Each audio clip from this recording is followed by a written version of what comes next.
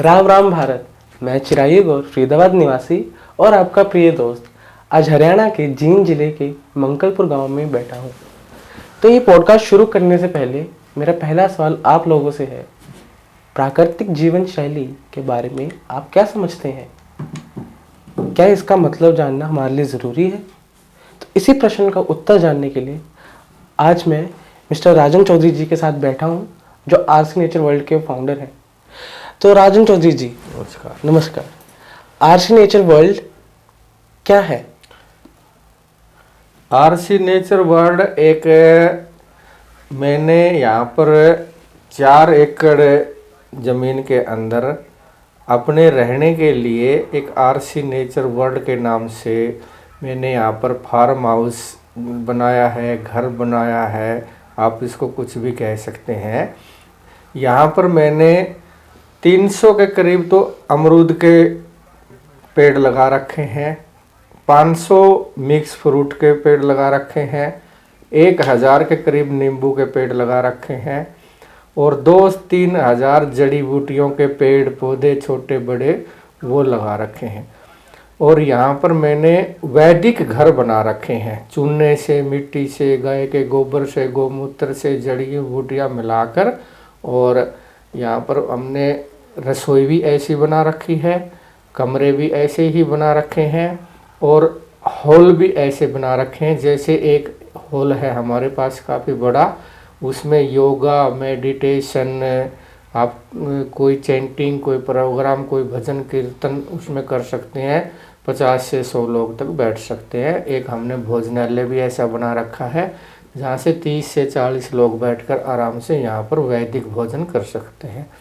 और मैंने यहाँ 2 तरह की रसोइयाँ बना रखी है। एक में हम गैस यूज करते हैं, एलपीजी गैस, जैसे बारिश का मौसम हो या थोड़ी हवाएं चल रही हो, जैसे फसल कटाई का टाइम हो तो उसमें खाना बनाते हैं। नहीं तो हमने एक वैदिक रसोई बना रखी जिसमें चूल्हे, हारे और लकड़ियों से और उपलों से, गाय के गोबर से बने हुए कंडों से, उन्हीं से खाना बनता है। हमारी गायों के लिए भी वहीं से खाना बनता है, जैसे जो चाट, दलिया वगैरह जो बनाते हैं, और हमारे लिए भी। और जो हमारे साथी, रिश्तेदार, यार दोस्त जो आते हैं, सबके लिए खाना वैदिक रसोई में मिट्टी के बर्तनों में बनता है, लोहे के बर्तनों में बनता है या स्टील के बर्तनों में बनता है। यहाँ पर कोई भी एल्यूमिनियम का बर्तन नहीं है, कोई भी RO, oven, fridge, cooler, AC, कोई भी सुविधा नहीं। यहाँ पर बिल्कुल पूरा नेचुरल तरीके से ज़िंदगी जी जाती है। गाय की सेवा की जाती है, गाय का दूध, घी वो किया जाता है। यहाँ पर सब्जियाँ भी ज़्यादातर यहीं उगाई जाती हैं और सब कुछ ऑर्गेनिक है, नेचुरल है, प्राकृतिक है। कोई एक आध सब्जी कभी बारिश के मौसम में ना हुई तो बाहर से ले आते हैं, ये मान के चलो कि बाहर से लाने की कसम नहीं है, लेकिन तकरीबन ज़्यादातर यहीं से करते हैं। हम प्योर नेचुरल तरीके से यहाँ की लाइफ जी रहे हैं और बिल्कुल यहाँ पर हम कोई भी इस खेती में रासायनिक, पेस्टिसाइड, कोई भी केमिकल यूज नहीं करते। हम यहाँ पर पंच महाभूतों की सेवा करते हैं, पृथ्वी को भी खराब नहीं करते, हम पानी को भी कम से कम यूज करते हैं, हम प्रदूषण भी नहीं करते, हम यहाँ कोई वायु प्रदूषण भी नहीं करते। यहाँ पर हम पूरे वातावरण को भी साफ रखते हैं। तो देखिए कितनी अच्छी बात है ये। तो आपने आरसी नेचर वर्ल्ड के बारे में तो खूब बता दिया राजन चौधरी जी। तो इसके पहले में हम आपके बारे में जानना चाहेंगे, तो आप अपने बारे में थोड़ा बताइए कि आपके दिमाग में ये कैसे आया और ये नींव कहाँ से शुरू हुई? देखिए जी चिरायु जी, ये मेरा पुश्तैनी गांव है, मेरी पैदाइश यहीं की है। पहले मैं यहीं रहता था, मेरा बचपन यहीं गुजरा है सारा। और मैंने 10वीं तक की पढ़ाई यहाँ पर की है। फिर नरवाना कॉलेज से मैंने पढ़ाई की है। फिर मैं दिल्ली चला गया था, वहाँ पर अब मैंने अपने बिजनेस कारोबार किए हैं काफ़ी समय तक। और 2020 में, अब कोरोना के बाद ही लगा लो कि मेरा इधर ही ज़्यादा रुझान हो गया कि मैंने सोचा कि मैंने अपने आने वाले समय को प्रकृति की गोद में गुजारने के लिए एक अपनी अलग से अपनी जगह बनानी है और अलग से अपनी दुनिया बनानी है। ये लगा लो कि मैंने अपने रहने के लिए एक बिल्कुल प्योर सिंपल साधारण वैदिक तरीके से एक ज़िंदगी जीने के लिए मैंने उसमें मेरे ख्याल आया और तो मैंने यहाँ पर इसकी अपनी स्थापना की है। तो जैसे हम किसी भी चीज़ की शुरुआत करते हैं तो उसके कई फ़ायदे और कई नुकसान होते हैं। तो मेरा आपसे अगला प्रश्न ये है कि जब आपने इसकी शुरुआत की तो उस टाइम पे ऐसे क्या चीज़ें थी जिसका आपको डर था और क्या नुकसान थे जो आपको झेलने पड़े? देखिए, नफ़ा नुकसान, लॉस प्रॉफिट और एक लाइफ जीना, ये दो डिफरेंट चीज़ें हैं मेरे हिसाब से। लॉस प्रॉफिट तो आपको कारोबार में होता है, आप क्या खोते हैं क्या पाते हैं। हम क्या है, हम अपनी ख्वाहिशों और जिम्मेदारियां और अपनों के लिए काम करते करते करते हम संघर्ष इतना करते हैं सब कुछ पाने के लिए। हम पूरी जिंदगी की भाग दौड़ जो जिससे होती है करता है, लेकिन खुद को भूल जाते हैं। भाई हम किस लिए आए हैं जिंदगी में? अब हम आने वाली 7 जनरेशन की तो चिंता करते हैं, खुद की किसी को पता ही नहीं है क्या है। अपनी आने वाली जनरेशन के लिए जो भी आपके फर्ज हैं, जो उनके लिए आपने करना चाहिए, वो उस करने के बाद और उस करने से पहले और उस करने के साथ साथ आपने अपनी लाइफ जीने का भी हक है और जीनी भी चाहिए। तो मैं अपनी मर्जी से, अपनी संतुष्टि से एक अच्छे वातावरण में मैं अपनी आने वाली लाइफ जीना चाहता हूँ। मुझे इसमें लॉस और प्रॉफिट तो ना ही कुछ दिखता ना ही कुछ देखना। और मेरे पास देश दुनिया से कई देशों से भी लोग आते हैं, यहाँ के लोग भी आते हैं, बाहर से फ़ोन भी आते हैं। काफ़ी लोग मेरे से यही कहते हैं कि आप जो ये ज़िंदगी जी रहे हैं, वो भी वहाँ बैठे बैठे मेरे से देख के, या मेरी वीडियोज एक सनसेट टीवी पे चल गई थी, उनको देखते देखते वो ऐसे कर रहे हैं कि वो लोग वहाँ उस मेरी वीडियो को देख के मेरे को जानने के बाद वो लोग इतने खुश हैं। तो यही मेरा प्रॉफिट है, इससे बड़ा प्रॉफिट मुझे कोई लगता नहीं है, तो मुझे चाहिए भी नहीं।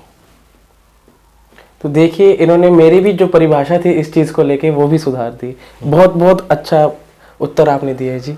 तो चलिए अगले सवाल पे चलते हैं कि आरसी नेचर वर्ल्ड का मोटिव क्या है, इनका मेन मोटिव क्या है आरसी नेचर वर्ल्ड का?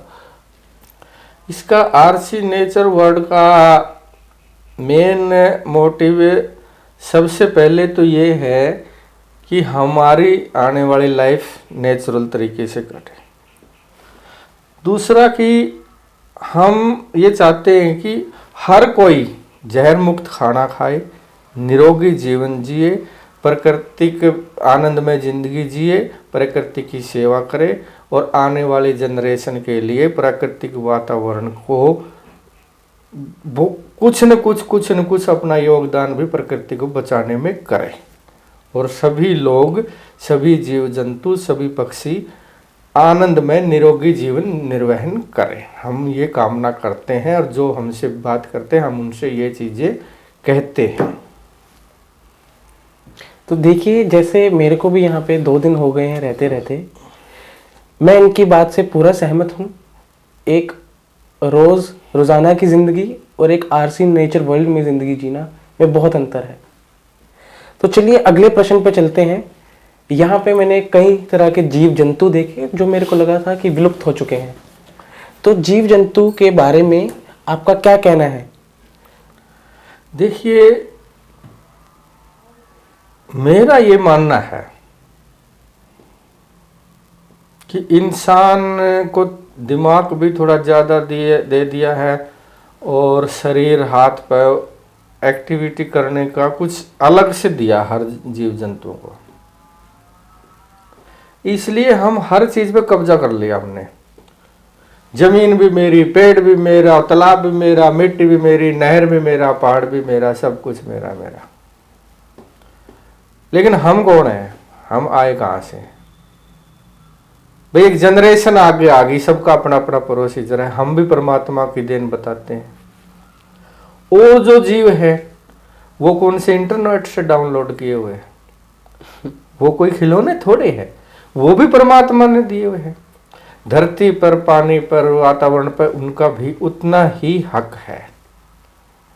मैं यहाँ जिस जगह पर बैठा हूँ, मैं यहाँ के जितने भी पक्षी हैं, जितने भी जानवर हैं, यहाँ पर मैंने जो 40 साल पहले बचपन में छोटे छोटे थे जब पक्षी देखे थे, जो वो आज भी वही कम से कम 200 वैरायटी के पक्षी यहाँ पर आए हुए हैं, रहते हैं वो यहाँ पर, फल खाते हैं, घोंसले बना रखे हैं उन्होंने। यहाँ मैंने बड़ा तालाब बना रखा है, उसमें पानी पीते रहते हैं, हम दाना वाना भी डाल देते हैं और भी पानी की सुविधा कर देते हैं, छाया भी।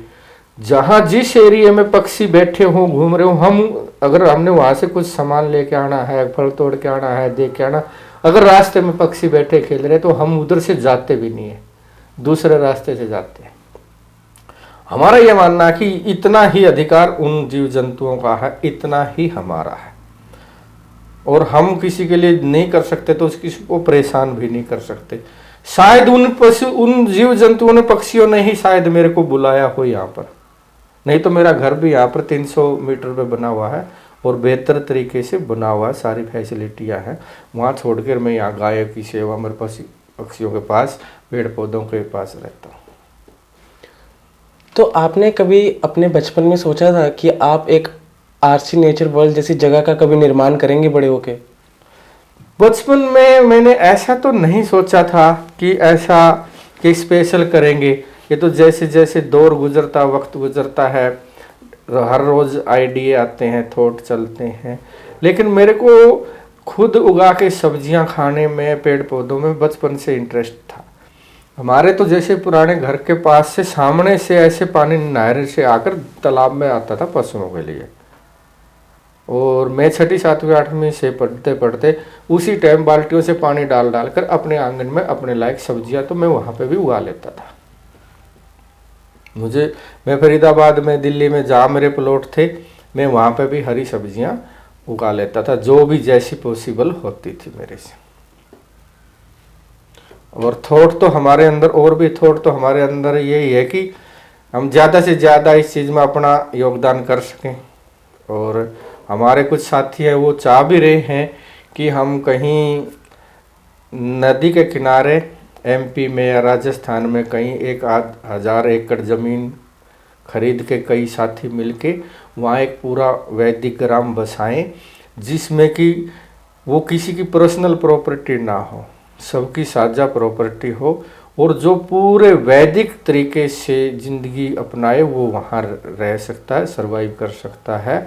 और वहीं पे सारा गाय भी वहीं, खाना भी वहीं के सामान से, प्राकृतिक तरीके से, लकड़ी के घर, तालाब, प्राकृतिक खेती, गो आधारित सभी वहाँ पर पूरा वैदिक तरीके से करना चाहते हैं। हम कुछ साथियों की ऐसी सलाह, ऐसे विचार हमारे चल रहे हैं, ये थॉट चल रहा है। आगे क्या होगा, कब होगा, इसका अभी कुछ कह नहीं सकते।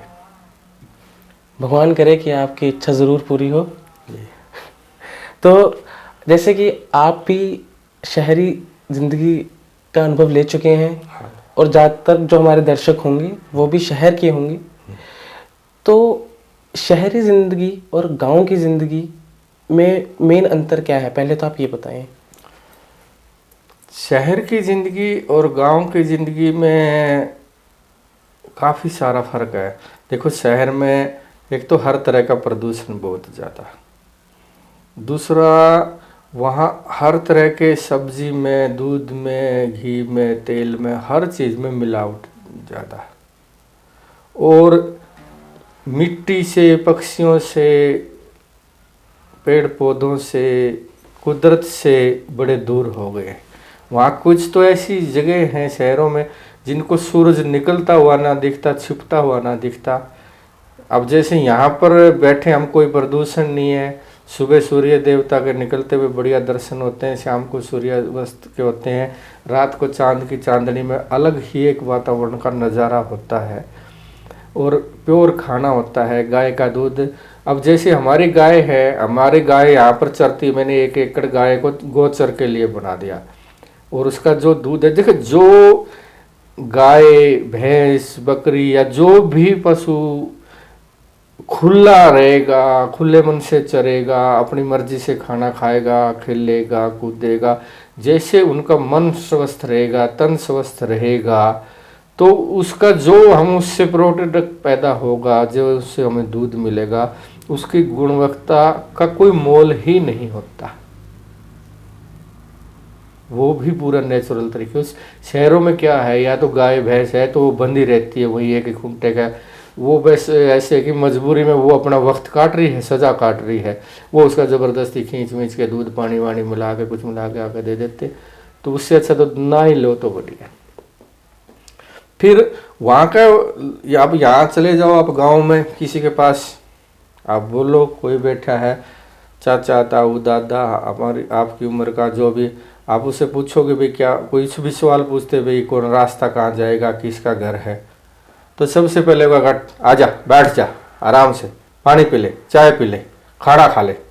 फिर किसी को बोलेगा यार जाना उसके घर छोड़ के आना, या यह बोलेगा उससे क्या काम है कि जो मेरे को ये मशीन चाहिए थी, ये सामान चाहिए था, यार इतनी दूर क्यों जाएगा, मेरा उठा के ले जा, खाने की चीज़ हो तो ले जा, पैसे, अरे भाई पैसे की बात मत करना दोबारा। शहर में जाओगे, आओ जी भाई साहब जी क्या हाल चाल है जी, कहाँ से है जी, कितने पढ़े लिखे हो, कौन सी नौकरी करते हो, क्या बिजनेस करते हो, जैसे उसी से उधार लेना हो, कुछ कर्जा मांगना हो या उससे काम लेना। शहर एक स्वार्थ ज़्यादा है गांव की तुलना में, और शहर में सारा ही फर्क है, बहुत सारा फर्क है उसमें, गांव के और शहर के जीवन में। मैं आपकी बात से बिल्कुल सहमत हूँ। ये अंतर तो मैंने भी देखा है यहाँ पे आके।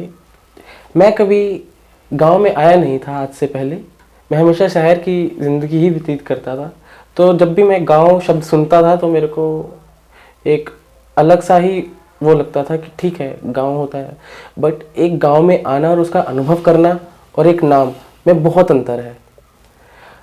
तो चलिए अगले सवाल की ओर चलते हैं।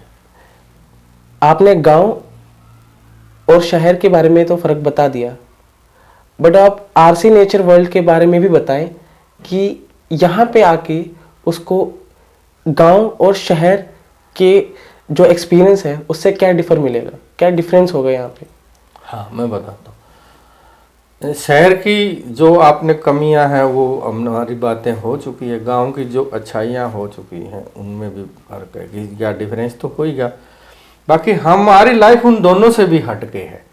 गांव में भी आजकल है ना, जैसे सब्जियां भी, फल फ्रूट भी सारा बाजार से आता है, और काफ़ी सारा रसोई का जो भी सामान है सारा वहीं से आता, वो बिल्कुल वो भी ऐसा प्योर नहीं शुद्ध होता। फिर गांव में भी आजकल कूलर, एसी, फ्रिज और ये सारी सुविधाएं, उनसे काफ़ी सारे लोग थे। हम उनसे दूर हटके पूरा वैदिक तरीके से, गांव से भी एक आगे वाले स्टेप में हम पुरातन तरीके से ज़िंदगी जी रहे हैं, और कोशिश करते हैं उसमें हर रोज़ की कुछ न कुछ बढ़ोतरी कर रहे हैं। इस बात से मैं बिल्कुल सहमत होऊंगा, क्योंकि देखिए अगर आपका दिनचर्या जब शुरू होता है तो सबसे पहला पार्ट आपका होगा ब्रश, और उसी में मैं आपको फ़र्क बता दूंगा कि मैं जब से यहाँ पे आया हूँ मैंने एक बार भी ब्रश को छुआ नहीं है। मैंने सिर्फ नीम के दातुन से ब्रश किया है, और वो मैंने ज़िंदगी में पहली बार किया था, और उसका फ़र्क मैं आपको बताऊंगा कि वो ब्रश से लाख गुना बढ़िया है। ये फ़र्क मैंने आज तक कहीं नहीं देखा था। तो इसके लिए मैं आपका बहुत शुक्रगुजार हूँ कि आपने मेरे को ऐसी चीज़ों के बारे में अनुभव करवाया जो मेरे को नहीं लगता था कि मैं कभी ज़िंदगी में कर पाऊंगा। तो चलिए अगले सवाल की तरफ चलते हैं। यहाँ पे मैंने देखा है कि काफ़ी फॉरेनर्स भी आते रहते हैं। हाँ जी। और काफ़ी फॉरेनर्स आके यहाँ पे रह के जा भी चुके हैं जी। तो पहला सवाल मेरा आपसे ये होगा कि हमें फॉरेनर से क्या सीखना चाहिए। जी, फॉरेनर से तो वैसे तो देखो जी, हमारा देश सोने की चिड़िया रहा है, देवभूमि रहा है, खनिज संपदा के हमारे यहाँ भंडार भरे हैं, और वनस्पति के, वो अनाज के, औषधियों की कोई कमी नहीं है हमारे देश में, और ऐसी किसी में भी नहीं है। और हमारे शास्त्रों का जो ज्ञान है, आयुर्वेद का, गीता का, जितना भी जीवन से रिलेटेड ज्ञान है, उन्हीं को ले जाके वो लोग अपनी भाषा में बदल कर लाकर वही हमारे ऊपर थोपा जा रहा है, हम उसको फॉलो कर रहे हैं। उनके पास ज्यादातर, तो मुझे देखो 100% आंकड़ा कोई मशीनरी से तो मैंने नहीं कर सका, लेकिन ज्यादातर जितनी सर्च है ना हमारी है, उनकी रिसर्च है। सर्च और रिसर्च में फर्क आप जानते हो। बिल्कुल सही। हमने तो जो उन्होंने आज फॉर्मूले दिए, हमारे ऋषियों ने तो 5-5, 10-10 हजार साल पहले दे दिए थे। वो बस वो उन्हीं को मॉडिफाई करके नाम दूसरा, भाषा दूसरी, कभी पेटेंट वेटेंट ये सब ड्रामेबाजी करते हैं। ज्यादातर अपने देश से ही लेकर हमें ही पहनाया जा रहा है। सीखने की कुछ बातें जरूर उनकी है कि हमारे जैसे, एक तो वो टाइम के पाबंद है, किसी भी चीज को टाइम से करते हैं। वो सिस्टम जो बना दिए उनको 100% फॉलो करते हैं। और दूसरा वो क्या करते हैं, हमारा क्या है, हम जिंदगी नहीं जी रहे, हम जिंदगी को रगड़ रहे हैं। अभी ये कमाना, अभी ये चीज लेनी, अभी ये करना, अभी गाड़ी लेनी, अब उसके लिए ये करना, अब उसके लिए ये करना, अब उसके लिए करना। हम सारा दिन लगे रहते हैं, रात को भी सोचते रहते हैं यार कल किससे मीटिंग करनी है, कौन से बिजनेस की बात करनी है, कौन सा ये करना। वो लोग क्या करते हैं, जैसे उनका ड्यूटी आवर्स खत्म, उनको पता ही नहीं क्या बिजनेस था, कहाँ था कहाँ नहीं, वो रिलैक्स होकर आनंद में जिंदगी जीते हैं। हम 24 घंटे बिना किसी चीज के स्ट्रेस को लेके ही चलते हैं। 90% तो स्ट्रेस बिना मतलब का लेके चलते हैं, जो कोई होता ही नहीं है वहां पर। और ठेकेदारी ले लेते हैं कई कई पीढ़ियों तक की, कई कई लंबी रिश्तेदारियों तक की। देखो मैं ये कहता हूँ किसी के लिए कुछ ना करो या छोड़ दो, ये ऐसा नहीं है, लेकिन जो बन सकता है वो करो। लेकिन बोझ इतना ले लेते हैं, बोझ ज्यादा ले लेते हैं, बोझ में ही जीतते हैं हम सबसे ज्यादा। अधिकतर जो समस्या बनती हैं शारीरिक भी, वो स्ट्रेस से ही शुरू होती हैं, जहां तक मेरे को लगता है। हाँ, वो से क्या है, देखो वो जैसे मानसिक प्रेशर आते ही जितने भी आपकी एनर्जी और ब्लड जो भी है शरीर का सिस्टम है, वो सारा उसी में खर्च हो जाता है। और बॉडी के सिस्टम के लिए वो बचता है। फिर जिस पार्ट को एनर्जी ब्लड कम मिलेगा, जिसको, वो ऑटोमेटिक डैमेज होगा, वो ऐसे ही हालत खराब होती है। ये बीमारी आने का भी मेन कारण है। तो मेरा अगला प्रश्न आपसे ये है कि फॉरेनर्स यहाँ पे क्यों आते हैं? फॉरेनर्स यहाँ पे क्यों आते हैं? देखो वो लोग, मैंने बताया कि एक तो जिंदगी जीते हैं वो, और वो देखते हैं कि कहाँ पर क्या हो रहा है। वहाँ तो ऐसे ऐसे लोग हैं, कई साल नौकरी करी, मकान खरीद लिया, फिर मकान बेच के घूमने निकल गए, वो मकान के पैसे खर्च हो गए, दोबारा आके नौकरी करके ले लेते हैं। तो वो देखते हैं। वो आजकल हमें तो, हमारे पास सब कुछ है, हमें कदर नहीं, लेकिन वो लोग है ना, वो प्रकृति से जुड़ रहे हैं। किसी देश में फसल नहीं होती, किसी में पेड़ पौधे नहीं है, किसी में औषधियाँ नहीं, किसी में गाय नहीं है, किसी में ऑर्गेनिक खाना नहीं है, कोई कैसे किया जाता। वो उस चीज़ को देखने भी आते हैं और वो चीज़ को सीखने भी आते हैं और उस चीज़ को करते भी हैं। बहुत अच्छी बात है, बहुत सही बात है कि यहाँ पे लोग जिंदगी जी नहीं रहे हैं। आपकी बात मैं बिल्कुल सही मानूंगा। तो चलिए अगले प्रश्न की तरफ चलते हैं। पंचगव्य और काउस के बारे में, गायों के बारे में आम लोग क्या समझते हैं और असली उसका अर्थ क्या है? आप थोड़ा विस्तार में समझाएं। देखिए ये है गाय का, पंचगव्य का एक बड़ा लंबा ज्ञान है। ये थोड़े में नहीं समझा जा सकता। इसके लिए हम किसी दिन फिर दोबारा से कोई अपना इंटरव्यू रखेंगे। और गाय का क्या है, गाय एक पशु नहीं है। गाय ब्रह्मा की पुत्री है। गाय सूर्य द्वारा ब्रह्मांड में सुनियोजित तरीके से भेजी गई है। और गाय से हमें वो कोई भी ऐसी चीज़ नहीं जो हमारी लाइफ में हमें गाय से ना मिले। गाय के सूर्य केतु नाड़ी होती है, जिससे कि सूर्य से एनर्जी ग्रहण करती है, चंद्रमा से भी सौम्यता, सरलता ग्रहण करती है, और गव्य के तौर पर हमें वो प्रदान करती है। पंचगव्य का मतलब ये है जो हमें गाय से प्राप्त होते हैं, उनको गव्य कहते हैं। पंच के नाम से ये मशहूर हो गए हैं, गौमूत्र, गोबर, दूध, घी और लस्सी। लेकिन ये बहुत सारे बन जाते हैं, इनसे दही बन जाएगी, उनसे मक्खन बन जाएगा, काफ़ी सारी चीज़ें इनका बड़ी इम्पोर्टेंस है। ये अपने आप में ही ये अमृत है सारी चीज़ें। इनका बड़ा लंबा विज्ञान है, किसी दिन डिटेल से इस तरीके से मैं आपको बताऊंगा जो कि हर मानुष के ज़िंदगी के लिए फ़ायदेमंद और हर के समझ में आ जाए और हर कोई उनको अपना सके। शॉर्टकट में बढ़िया तरीके से एक दिन इस पर चर्चा करेंगे। तो अगले प्रश्न की तरफ चलते हैं। मैं यहाँ पे 2-3 दिन से रह रहा हूँ, तो मैंने एक शब्द बहुत देखा है यहाँ पे, उसका नाम है आयुर्वेदा। तो आयुर्वेदा का तात्पर्य क्या है? आयुर्वेदा का मतलब है आयु, ये 2 शब्दों से बना है, आयु प्लस वेद। आयु का मतलब है जीवन, वेद का मतलब है ज्ञान, जीवन का मतलब शरीर। शरीर कैसे स्वस्थ रहे, कैसे जिंदगी निरोगी रहे, कैसे आनंद में जिंदगी जी जाए, उस ज्ञान को आयुर्वेद कहते हैं। जिंदगी जीने की कला, आप किसी भी अपने शब्दों में उसको आयुर्वेद कहा जाता है।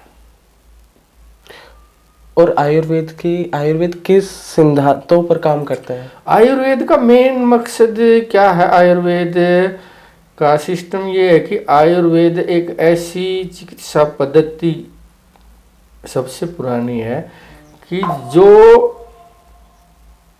स्वस्थ व्यक्ति को स्वस्थ रखने पे काम करती है और बीमार व्यक्ति को स्वस्थ करने पे काम करती है। स्वस्थ व्यक्ति को स्वस्थ रखने पे तो कोई पैथी काम ही नहीं करती, आयुर्वेद करता है। आयुर्वेद में हर चीज अपने प्रॉपर तरीके से बताई गई है कि कैसे स्वास्थ्य को बरकरार आप रख सकते हो, बीमारी की ओर जाने से रोक सकते हो। और अगर कोई बीमार हो गया और किस स्टेज तक का बीमार हो गया, क्यों बीमार हो गया, उसको कैसे ठीक किया जाए, ये आयुर्वेद पद्धति में किया जाता। हम आयुर्वेद के बारे में यहाँ लोगों को पढ़ाते भी हैं और उनको आयुर्वेद के बारे में अवगत भी करते हैं कि, और इतना कि कम से कम समय में और बेहतर से बेहतर तरीके से हर आदमी के लिए फायदेमंद रहे, इस तरीके से आयुर्वेद को पढ़ाते भी हैं, उस पे काम कर रहे हैं। मेरे मन में एक और सवाल था, मैंने एक और शब्द भी पढ़ा था, उसका नाम था पंच महाभूत। तो आप थोड़ा सा उसके बारे में भी बताएंगे तो बहुत। हाँ, कुछ थोड़ा सा बता देते हैं आपको। पंच महाभूत का ये है कि पंच महाभूत पृथ्वी, जल, अग्नि, वायु और आकाश, 5 तत्व, पंच महाभूत, 5 चीजें, 5 नाम, कुछ भी आप कह सकते हो। संसार की हर एक वो चीज जो जीवित है और निर्जीव है, सभी 5 तत्वों से बनी हुई होती है। और वो 5 तत्व उसमें बैलेंस हैं। अगर वो सम अवस्था में है तो वो चीज सही है या वो इंसान स्वस्थ है। अगर वो 5 तत्व इम्बैलेंस हैं, सम अवस्था में नहीं है, तो वो चीज़ सही नहीं है या वो इंसान या वो जीव बीमार है। इन्हीं 5 तत्वों को, 5 महाभूतों को सम करना, बैलेंस करना ही आयुर्वेद चिकित्सा का एक वो मेन वो उद्देश्य है या वो तरीका है। जिसके 5 महाभूत बैलेंस वो स्वस्थ, जिसके 5 महाभूत इम्बैलेंस वो बीमार। तो क्या आप इसका गुण, रस और वीर्यपाक के बारे में बता सकते हैं? वो ये है कि देखो, मैं बताता हूँ आपको कि आयुर्वेद में 20 गुण होते हैं। वैसे गुण 10 ही होते हैं, 10 उनके अपोजिट होते हैं। जैसे ठंडा, गर्म, तरल और ठोस, ये चीज़ें हैं। बहने वाला और एक जगह रखने वाला, चिकना, खुरदरा, तो ये 10 गुण हैं। ये 10 गुण महाभूतों के भी है, ये हर चीज़ के ये 10 गुण है एक चिकित्सा पद्धति के हिसाब से। तो इनमें करना क्या होता है, ठंडा है तो उसको गर्म करना होता है, गर्म है तो उसको ठंडा करना होता है। इन गुणों को पहचानना ही और फिर इन गुणों को सम करना, यही एक आयुर्वेद की चिकित्सा का मेन का वो सिद्धांत है। इसी तरीके से की जाती है। तो देखिए, प्रश्न अब जब ऐसे चल ही रहे हैं तो क्यों ना इनसे सब धातुओं के बारे में भी जाना जाए। तो आप हमारे दर्शकों को बताना चाहेंगे? मैं आपके दर्शकों को बता देता हूँ। जैसे आपने पंच महाभूत बताया है, इन 5 महाभूतों से त्रिदोष बताते हैं। आजकल हर आदमी कहता है वात पित्त कफ, वात पित्त कफ। तो ये त्रिदोष है, ये दोष नहीं होते, एक्चुअल में ये भी धातुएं होती है। धातु का मतलब होता है जो धारण करेगा, जो शरीर को धारण करता है, वो धातुएं होती है। जब ये विकृत हो जाते हैं, सम अवस्था से विषम अवस्था में चले जाते हैं, तो उनको दोष कहा जाता है। एक इंसान है, उल्टे काम करेगा तो वो खराब आदमी है, सही रहेगा तो एक इंसान है। तो ये वात पित्त कफ हो गया। और ये गुण वात पित्त कफ के भी होते हैं, पंच महाभूतों के होते हैं। पंच महाभूतों में और वात पित्त कफ में त्रिदोष में फर्क ये है, वो 5 के 3 लिख दिए और 3 के 5 लिख दिए, और कोई ज्यादा डिफरेंस नहीं है इनमें। फिर होती है धातुएं। 7 तरह की हमारे शरीर के अंदर धातुएं होती है। रस, पहले से रस बनता, फिर रक्त बनता है, फिर मांस बनता है। ऐसे ना रस, रक्त, मांस, मेद, अस्थि, मज्जा, शुक्र, 7 धातुएं बनती है ये। और ये जिस आदमी की तीनों दोष, 7 धातुएं और 3 मल होते हैं शरीर के अंदर, मूत्र और स्टूल और पसीना, ये जब साम्य अवस्था में रहते हैं तो ही उसको निरोगी कहा जाता है।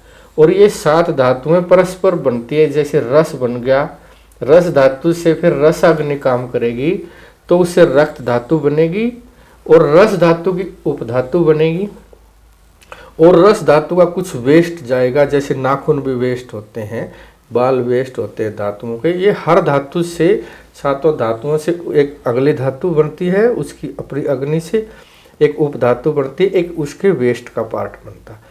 मैं इसलिए ये बता रहा हूँ ये चीजें कि आपको अगर रस में अगर विकृत है रस धातु, तो उसकी उपधातु भी खराब बनेगी और उसकी जो वेस्ट से बनता है वो भी खराब बनेगा। अगर हमें वो इंडिकेट हो जाता है, उसके गुणों का, उसके लक्षणों का पता लग जाता है, तो हम उस धातु को ठीक कर देते हैं, तो उसकी आने अगली चैन उसकी ठीक हो जाती है। ये तो आपने ऐसी चीजें बता दी जो मेरे को तो नहीं लगता कि हम किसी से भी जान पाएंगे। ये चीजें इसको हमने एक आयुर्वेद को ऐसा है कि आयुर्वेद समझते समझते जिंदगी बीत जाए, लेकिन हमने इस तरीके से उसको डिजाइन किया है कि कुछ महीनों में ही हम आयुर्वेद के बारे में लोगों को, एक डिग्री होल्डर वैद्य नहीं लेकिन सब कुछ समझने वाला, शायद वो वैद्य को पढ़ाने वाला, बीएमएस को पढ़ाने वाला भी बन जाए। हमने इस तरीके से उस पर काम कर रखा है। तो हमने आयुर्वेद के बारे में तो जान लिया जी। तो आप हमारे दर्शकों को ये बताना चाहेंगे कि आयुर्वेद हमारे स्वास्थ्य के लिए कितनी जरूरी है, कि अगर वो अपने डे टू डे वैसे तो आपके जैसे पहले वाली सारी बातों में इस चीज का मतलब निकल के आ चुका है। शरीर का ज्ञान, उस ज्ञान से शरीर को ठीक रखो, ज्ञान से शरीर को ठीक रख लिया आपने, आयुर्वेद को अपना लिया, और शरीर जितना ठीक रहेगा स्वस्थ रहेगा। स्वास्थ्य का मतलब होता है आपके शरीर, मन और आत्मा तीनों स्वस्थ रहे, तो एक स्वस्थ शरीर रहेगा। स्वस्थ शरीर जो रहेगा, एक तो उसका वैसे स्ट्रक्चर ही बढ़िया रहेगा स्वस्थ का, सबसे पहले तो आप यही देखते हैं। दूसरी चीज, जो स्वस्थ पर्सन होगा तो वो ईर्षा, द्वेष, राग, भय, छल, कपट, एक स्वस्थ मन के अंदर कभी भी गलत भावनाएं वैसी आती भी नहीं है। एक नए समाज का निर्माण होगा आयुर्वेद को अपनाने से। एक जनरेशन जो आज कैसी है और एक संपूर्ण स्वस्थ होगी, उसकी अगली जनरेशन, आने वाला समाज क्या होगा, एक नए समाज का निर्माण होगा आयुर्वेद को अपनाने से। एक मशीन प्रॉपर काम करेगी तो प्रॉपर ही सब कुछ बढ़िया तरीके से आगे चलेगा। इस प्रश्न में मेरे को कई उत्तरों के मेरे भी सवाल जवाब मिल चुके हैं जी। मैं एक प्रश्न पूछना चाहूँगा कि जैसे आज का दौर है, वैसे तो आयुर्वेद हर किसी को अपनी लाइफ में अपनाना चाहिए, बट आपको क्या लगता है कि आयुर्वेदा किन लोगों के लिए ज़रूरी है ये? आयुर्वेदा जो जिसकी सांसें चल रही है उसके लिए जरूरी है, जिंदा आदमी के लिए, सबके लिए जरूरी है। इस पे कौन ज्यादा गौर करेगा और क्या ज्यादा समाज को बेनिफिट मिलेगा वो मैं बता देता हूं। एक तो यंग जनरेशन, क्यों यंग जनरेशन ऐसी है कि यंग जनरेशन ने ही एक नए समाज का या नए भारत का या नई दिशा का निर्माण करना होता है। वो जितनी स्वस्थ रहेगी इतना ही वो अच्छे तरीके से नए समाज का निर्माण करेगी। आने वाली उसकी पीढ़ियां, उसकी सोसाइटी, उसकी मेंटलिटी, उसका लोगों के प्रति जिम्मेदारियां, समाज की बुराइयों को दूर करना, बढ़िया बढ़िया प्रोग्रेस करना, जीव जंतुओं को सब कुछ वो उन पे ही डिपेंड है यंग जनरेशन पे। दूसरी चीज, महिलाएं अगर इस पे गौर करती है तो वो सबसे बढ़िया है, क्यों महिला ही ऐसी है जो 2-3 पीढ़ियों को तो अपने मायके में संभालती है, 3 पीढ़ियों को जाके ससुराल में संभालती है। वो जाके खुद को भी स्वस्थ रखेगी, अपने पति को स्वस्थ रखेगी, पति के पेरेंट्स को स्वस्थ रखेगी, आने वाले अपनी औलादों को स्वस्थ रखेगी, और एक स्वस्थ मन, स्वस्थ शरीर आस में, पड़ोस में, रिश्तेदारियों में, सबसे पूरे समाज को मेंटेन करने में ही बड़ी मदद मिलती है उसको। नहीं तो एक को बीमार को हॉस्पिटल में ले जाते हैं, दूसरे को घर ले आते हैं, उधर से चिड़चिड़ किड़किड़, जितना औरतें सफ़र करती है ना उतना ही ज़्यादा है। अगर औरतें इस पर लग जाती तो बहुत कुछ समय के बाद बहुत कुछ बदलाव आने की संभावना है। ये मेरा अपना पर्सनल मानना है। तो मैं एक प्रश्न आपसे पूछना चाहूँगा कि जैसे यहाँ पे जो भी लोग आते होंगे, बहुत कम ही हो जिनको शायद इतना ज्ञान हो इसके बारे में और इतना वो अपने लाइफ में इम्प्लीमेंट करते होंगे, तो जब वो लोग यहाँ पे आते हैं तो उस दिन से और जब लोग वो यहाँ से जाते हैं तो वो अपने आप में क्या फ़र्क महसूस करते हैं, या आपको क्या चीज़ें बता के जाते हैं कि वो सीख के गए और वो अपनी लाइफ में अपनाते हैं? देखो यहाँ पर एक होता है ना, कई आदमियों के सवाल आते हैं कि यार डेली की रूटीन क्या है, क्या एक्टिविटी है, क्या सीखना है, क्या करना है।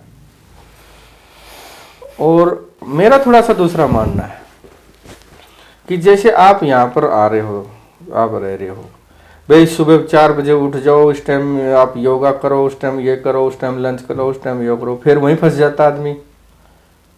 जिन चीज़ों से निकाल के आता है, जिस टाइम टेबल से, शेड्यूल से निकल के आता, फिर वहीं डल जाता है। मेरा तो ये मानना भाई आओ और सुकून से आनंद में रहो, बढ़िया खाना खाओ, पूरी नींद लो, आराम से सो। इतना जरूर है कि सुबह जल्दी उठोगे तो आपके लिए बढ़िया, योगा मेडिटेशन करोगे तो आपके लिए और बेहतर रहेगा, टाइम से भोजन खाओगे तो वो आपके लिए बहुत, टाइम से सोओगे, आपके थोड़ी सी प्रैक्टिस, कुछ गाना बजा, जितनी एक्टिविटी आप अपने खुश मन से करोगे वो ही बेहतर है, न कि उसको शेड्यूल में बांधना फिर फंसाना। मैं कहती कि तुम अपने आप को जिंदगी में आए तो अपने आप को पहचानो और एक आनंद से जिंदगी जियो, जो मन करे, जो मन की खुशी हो, जो शरीर की डिमांड हो, ऐसे ही जिंदगी को जियो। तो अपने अपने का इंडिविजुअल का जिसका जैसा रूटीन होता है वो उस हिसाब से अपने ज़िंदगी का आनंद लेते हैं। और मैंने तो यहाँ पर, लोग कहते हैं क्या करेगा यहाँ पर, किस लिए कर रहा, मैं कहता हूँ यहाँ कोई भी आए ये कहे कि मैं यहाँ से जाऊँगा नहीं, तो लोग भी ये कहते हैं कि जाने को मन नहीं कर रहा, जाना पड़ता। ये तो देखिए बिल्कुल सत्य बात है, क्योंकि जाने का मन तो मेरा भी नहीं कर रहा है, पर जाना तो पड़ेगा। चलिए अगले सवाल की तरफ चलते हैं। सवाल अभी और भी बाकी है आपके? चलो। हाँ जी, थोड़े से बस 2-3 सवाल। कोई बात नहीं। आपने एलोपैथी का पहले थोड़ा सा विस्तार पे, थोड़ा सा हल्का सा टच किया था, उसके बारे में बताया था, और आयुर्वेदा के बारे में तो आपने बता ही दिया है। तो क्या आप एलोपैथी और आयुर्वेदा का डिफरेंस बता सकते हैं, इनमें फ़र्क क्या है? देखिए, इसमें जहाँ तक मैंने देखा इसमें 2-3 फर्क है जो नॉर्मली सभी बताते भी हैं। कि आयुर्वेद तो कारण पे काम करता है, किस कारण से रोग हुआ उसी पार्ट को ठीक किया जाता है। एलोपैथी परिणाम पे काम करता है कि उसका, लेकिन अच्छा एक और देखो, जितने भी आयुर्वेद में तत्व है, जितने भी एलोपैथी में मेडिसिन दवाइयाँ इनके जो प्रोसीजर है उनमें ज़्यादा डिफरेंस नहीं है, वो बात एक ही है। वो आयरन की गोली खिलाते हैं और हम आयरन औषधियों से ले लेते हैं। डिफरेंस इतना कि उनका प्राकृतिक नहीं है, उनका बनाया हुआ है केमिकल से, हमारे वाला नेचुरल है। बॉडी नेचुरल को एक्सेप्ट करती है, उसको एक्सेप्ट नहीं करती। बिल्कुल सही बात है। तो मैं आपसे अगला सवाल पूछना चाहूँगा कि एजुकेशन और शिक्षा के बारे में आपका क्या कहना है? क्योंकि देखिए, शिक्षा बहुत ज़रूरी है, उसी के दम पे ही आदमी इन चीज़ों को समझ पाएगा। तो आपका उस पर पर्सनल राय क्या है आपकी? आपने पता नहीं किस उसमें आके आपने एक सवाल को दो लफ्जों में पूछ लिया कि एजुकेशन और शिक्षा। तो आपको पता नहीं होगा कि एजुकेशन शिक्षा में क्या डिफरेंस है? नहीं, मुझे पता तो है। क्या पता है? एजुकेशन और शिक्षा सिर्फ स्कूल और किताबों से नहीं मिलती। हाँ। वो आपको जिंदगी भी सिखाती है। ऐसा देखो, एजुकेशन जो आजकल चल रही है ना, ये एजुकेशन है। आप ये देखो कि जो बच्चे इंजीनियरिंग कर रहे हैं, जो बड़ी बड़ी और एमबीए कर रहे हैं, मार्केटिंग में कर रहे हैं, जो अलग अलग फील्ड से कर रहे हैं, कुछ सरकारी जॉब की तैयारियां कर रहे हैं, तो वो क्या कर रहे हैं? तो वो ये कह रहे हैं कि मैं ये कोचिंग पूरी करूंगा या मैं ये डिग्री करूंगा और मैं बढ़िया नौकरी लगूंगा, अच्छे पैसे कमाऊंगा, बढ़िया बिजनेस करूंगा, अच्छे पैसे कमाऊंगा, अच्छी गाड़ियां लगाऊंगा, अच्छे मकान करूंगा, अच्छा स्टेटस करूंगा। और मैं ये वो उसकी वहीं से ये है कि मेरे को ये चाहिए, मैं ये पालूंगा, मैं ये हासिल कर लूंगा, मैं ये कमाऊंगा, मैं ये करूंगा। और मैं दोस्त मेरे से जड़ेंगे, रिश्तेदारों से मैं बड़ा बनूंगा, सोसाइटी में सबसे मैं प्रधान बनूंगा, दूसरों को छोटा और खुद को एक स्वार्थी। एक वेल एजुकेटेड ना तो एक दोस्त बन सकता, ना भाई बन सकता, ना औलाद बन सकता, ना बाप बन सकता, ना रिश्तेदार बन सकता, ना कि सामाजिक बन सकता। ये तो ज्ञान है, एक ये जानकारी है। यहाँ तो कंपटीशन पहली क्लास से, केजी क्लास से, नर्सरी से किया जाता है। दो बच्चों को लेडीज छोड़ के आएगी, चिंटू की बोतल हरे रंग की है, मेरी बोतल गुलाबी रंग की है, उसकी मम्मी स्कूटी पाई थी, उसने ऐसी चैन दिखा रखी थी, वो बार बार चुनी उठा के चाके दिखा रही थी। कंपटीशन में उसका ऐसा प्रोजेक्ट होगा, उसका ऐसा चार्ट होगा। यहाँ तो वहीं से कंपटीशन सिखाया जाता है। शिक्षा का मतलब क्या होता है? शिक्षा में होता था कि इंसान कैसे बने और उसके वो अपनी जिम्मेदारियां कैसे निभाए, वो अपने फर्ज कैसे निभाए, वो कैसे एक अच्छा इंसान बने, कैसे अच्छा भाई बने, कैसे अच्छा बाप बने, कैसे अच्छा बेटा बने, कैसे अच्छा सामाजिक बने। शिक्षा शिष्य गुरु प्रायण होता है, गुरु शिष्य प्रायण होता है, दोनों शिक्षा प्रायण होते हैं, शिक्षा प्रभु प्रायण होती है। शिक्षा अलग चीज होती है, आजकल की एजुकेशन अलग चीज है। हम कोशिश कर रहे हैं एक उस शिक्षा पे भी कुछ काम किया जाए, उस पे भी हमारी चल रही है बातें, हम उस पे भी करना चाहते हैं। ज़रूर, अगली बार जब मैं आऊँगा उस पे मैं चाहता हूँ कि थोड़ी और विस्तार में हम बात करें। हाँ, आप हर एक उस पे और बात करें और आप खुद भी जानें। और वैसे तो ज़्यादातर देखो, हम इंटरव्यूज वगैरह देना और मार्केटिंग करना और ऐसा तो करना, हम ऐसा तो कुछ हम करते नहीं है। हमारा तो एक पार्लियामेंट न्यूज़ वाले ने वीडियो बनाई थी जो आज तक चल रही है, 7 फरवरी 2025 से। और ऐसे ही ये दूसरी आपके साथ है। हम तो बस थोड़ी बहुत ही कोई फेसबुक पे किसी ने डाल दे तो डाल दी, हम तो अपने कुदरत की सेवा में अपने प्राकृतिक जीवन के हिसाब से अपना काम कर रहे हैं। उस वीडियो देख के लोगों के काफ़ी फ़ोन आ जाते हैं, अगर जी मैं यहाँ पर आना चाहता हूँ, मैं रहना चाहता हूँ, मैं आपसे मिलना चाहता हूँ, तो हम यही कहते हैं भाई, जिसको एक्चुअली में प्रकृति की, नेचुरल लाइफ की ज़रूरत है, जो प्रकृति से प्रेम करता है और जो पूरे एक इंसानी धर्म पे चलने वाला आदमी है और जो खुद को पहचानता है, खुद को वो महसूस करना चाहता है, एक आनंद में, सुकून में कुछ पल गुजारना चाहता है, वो पल चाहे 1 दिन के हो चाहे 10 साल के हों, भाई वो आना चाह तो आ सकता है, अगले की मर्जी। ना ही हम किसी को बुलाने जाते, ना ही हम किसी को मना करते। भाई फ़ोन ज़रूर कर लेना हमारे पास आने से पहले, ये उनको बता देते। तो जो अभी हमारे दर्शक आपको देख रहे होंगे, अगर वो आपसे कनेक्ट करना चाहते हैं, हाँ जी, तो आपसे कनेक्ट कैसे कर सकते हैं? एक तो हमारी वेबसाइट है rcnaturworld.com, आप उसमें मेंशन कर देना, ठीक और है। मेरा मोबाइल नंबर डाल देना आप उसमें, मोबाइल फ़ोन करके, और हमसे जो जुड़ना चाहते हैं, जो आना चाहते हैं, जो भी हमें सुझाव देना चाहते हैं, जो राय देना चाहते हैं, जो कमेंट करना चाहते हैं, वो सभी हमसे बात कर सकते हैं। कोई ऐसी बात नहीं। हम तो चाहते हैं कि हम तो बेहतर अपनी प्रकृति की जीवन जीने के लिए अपने आए हैं, जो हमें और सुझाव मिलेंगे बहुत अच्छी बात है हमें, और हम उनको कोशिश करते हैं और भी अपनाएंगे। हम अपनी तो लाइफ में अपना रहे हैं ना उनको। तो मेरा आखिरी सवाल सबसे पहले आपसे है कि आरसी नेचर वर्ल्ड में जैसे रंजन चौधरी जी अपनी ज़िंदगी जी रहे हैं, तो उसके बारे में आपकी क्या राय है? प्लीज़ कमेंट करके ज़रूर बताइएगा। और मेरा आपसे आखिरी सवाल ये है कि जो दर्शक हमें देख रहे हैं, आप उन्हें क्या राय देना चाहेंगे, और कुछ ऐसी चीज़ जो वो हमेशा याद रखें? देखो जी, याद तो कोई बात नहीं है, आप अपनी मर्जी के हैं। हम तो ये चाहते हैं कि हर आदमी निरोगी रहे और हर आदमी नेचुरल लाइफ जिए और जहर मुक्त खाना खाए, और समाज के लिए इंसानियत धर्म को ज़्यादा से ज़्यादा, जितनी चीज़ें अच्छी बुरी हमें चाहिए, जितनी हमारी जितनी ख्वाहिशें हैं वो दूसरे की भी ख्वाहिशें हैं, तो हम बेहतर ज़िंदगी जिए हर कोई, और इंसानियत धर्म को अपनाए और निरोगी ज़िंदगी जिए, प्रकृति की सेवा करे, हर जीव जंतु के सेवा करे, हर जीव जंतु का भला सोचे। हम तो यही चाहते हैं। तो आज का ये पॉडकास्ट मेरे लिए तो काफ़ी चेंजिंग था, मेरी लाइफ के अकॉर्डिंग भी, और मेरे को लगता है आपको भी काफ़ी एक बूस्ट मिला होगा अपनी ज़िंदगी को बदलने का। तो चलिए इसी के साथ ये पॉडकास्ट ख़त्म करते हैं। आपको भी नमस्कार। नमस्कार, आपको नमस्कार, राम राम।